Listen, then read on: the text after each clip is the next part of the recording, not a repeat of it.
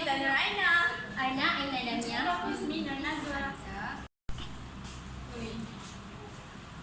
Ismi Hamizah bin Azad. Wa ana Nur Adil Diana. Nahnu Katiriza.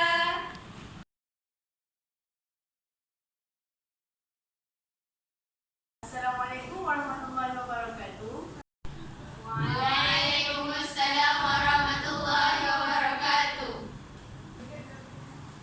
كيف حالكم جميعا؟ Alhamdulillah, nahnu bil khair.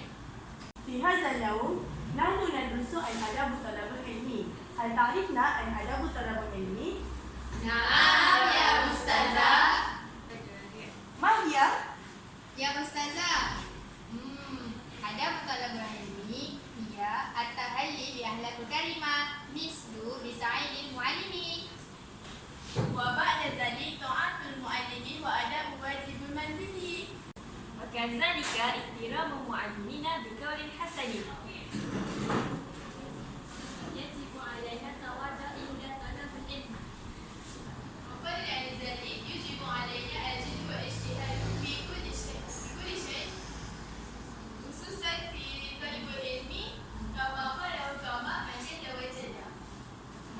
في طلب العلم لأن الصبر هي صفة من صفات المحمودة. وأنت؟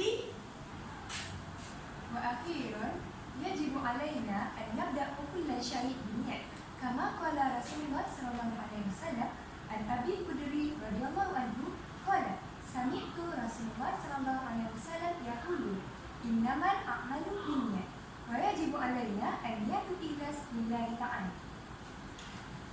ممتازة، شكرا جزيلا.